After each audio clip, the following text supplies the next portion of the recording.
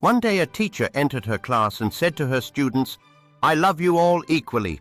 But deep inside she knew she didn't love one of them, a boy named Teddy.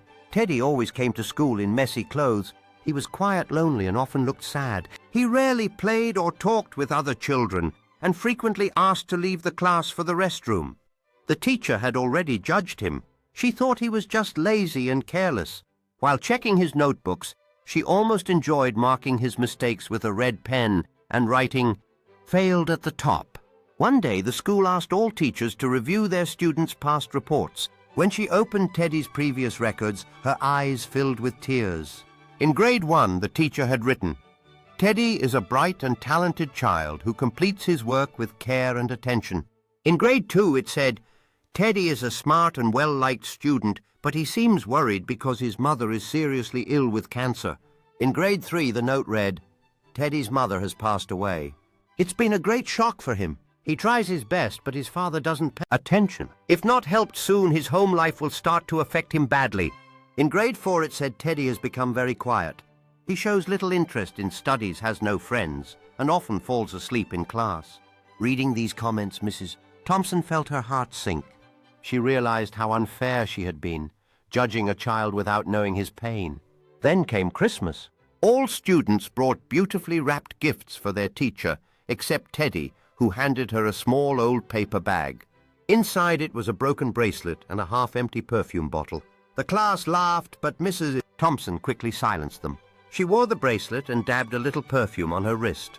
After class, Teddy quietly said, "Today you smell just like my mom." The teacher couldn't hold back her tears. That was the day she understood that perfume belonged to Teddy's mother. And for the first time since her death, Teddy felt the warmth of a mother's love again. From that day on, Mrs. Thompson gave Teddy special attention. She guided him, encouraged him, and filled his heart with confidence. By the end of the year, Teddy had become one of the brightest students in the class. Years later, Mrs. Thompson received a letter. "You were the best teacher I ever had." It was signed Dr. Teddy Stoddard. A few years later, another letter arrived. "Dear Mrs. Thompson, my father has passed away. You were always my true family. Would you sit in my wedding in the place where my mother would have sat?" Mrs. Thompson attended the wedding wearing the same old bracelet and the same perfume Teddy had once given her.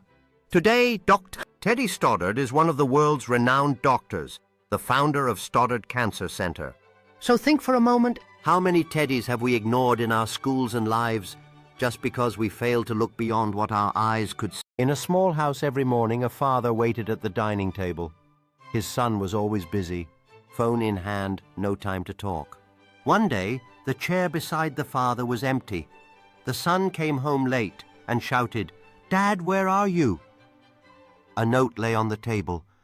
"I used to wait for your good morning, but now I'll wait for your success. Don't forget I was your first fan." Tears rolled down his face. The chair was empty, but his father's love filled the room forever.